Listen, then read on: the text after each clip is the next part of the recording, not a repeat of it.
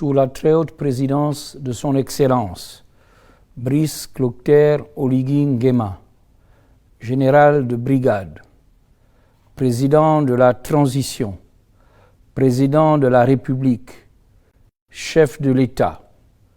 Le Conseil des ministres s'est réuni ce jeudi 20 février 2025 à 10 heures précises au palais de la présidence de la République.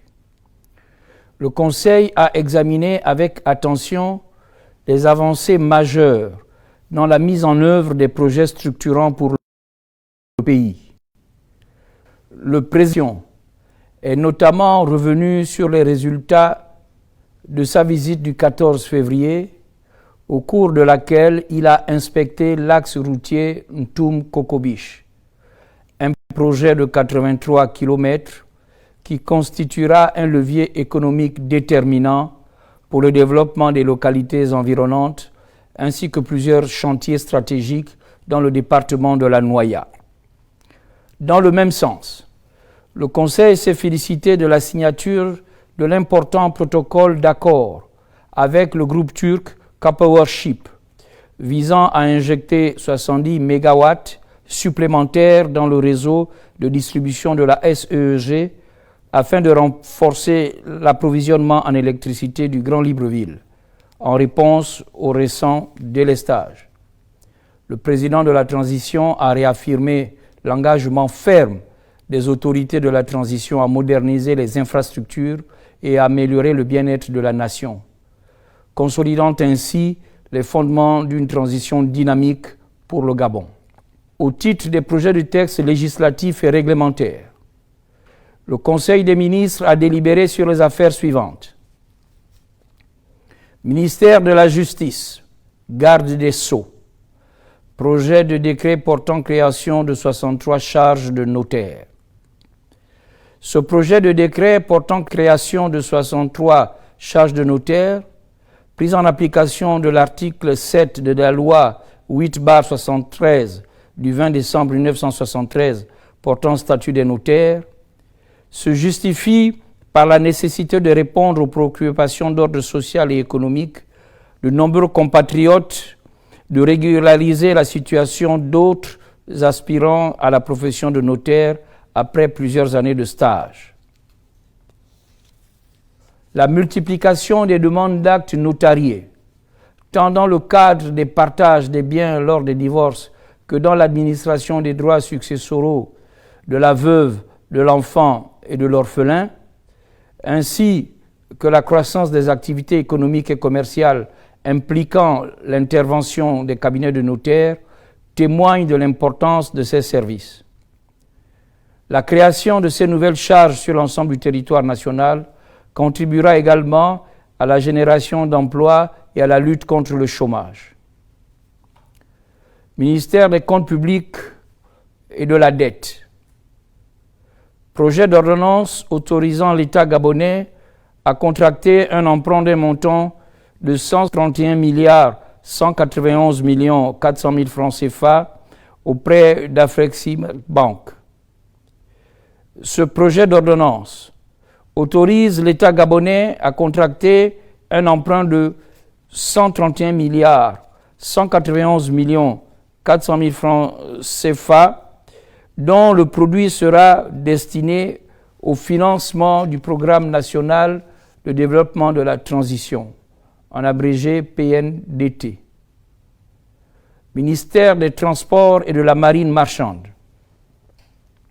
Projet de décret portant changement de dénomination à l'aéroport de Port-Gentil. Ce projet de décret portant changement de dénomination à l'aéroport de Port-Gentil vise à honorer la mémoire d'une figure marquante de l'histoire de la nation.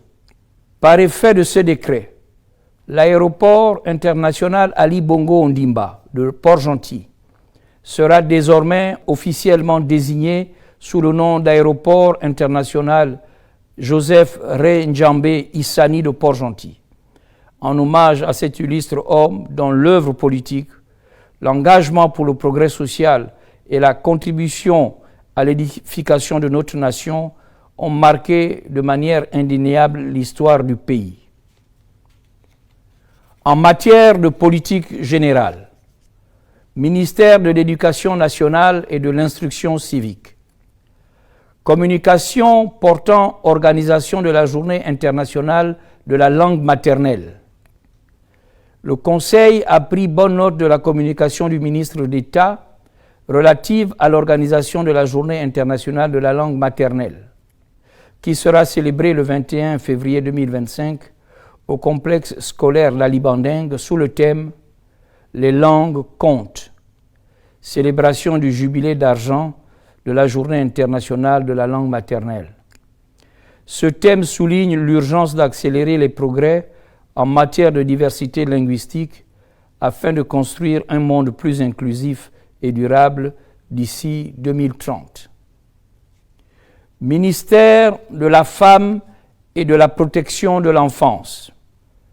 Communication relative à la célébration de la Journée des droits de la femme 2025.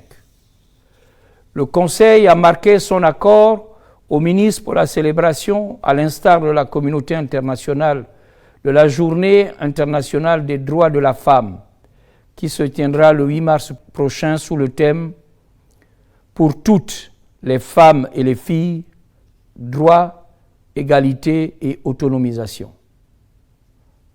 Au titre des missions, séminaires et conférences, ministère de l'Environnement et du Climat.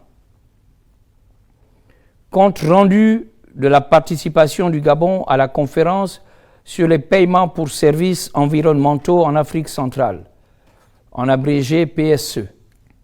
Le Conseil a pris bonne note du compte rendu présenté par le ministre lors de la conférence interministérielle internationale sur le déploiement des paiements pour services environnementaux en Afrique centrale, tenue à Kinshasa du 27 au 29 janvier 2025. Cette conférence avait pour objectif de formaliser et de lancer le processus de mise en place d'un mécanisme de paiement pour services environnementaux à l'échelle des pays signataires de la Déclaration de l'initiative pour la forêt d'Afrique centrale, CAFI, à savoir le Cameroun, le Congo, le Gabon, la Guinée équatoriale, la République centrafricaine et la République démocratique du Congo. Je vous remercie.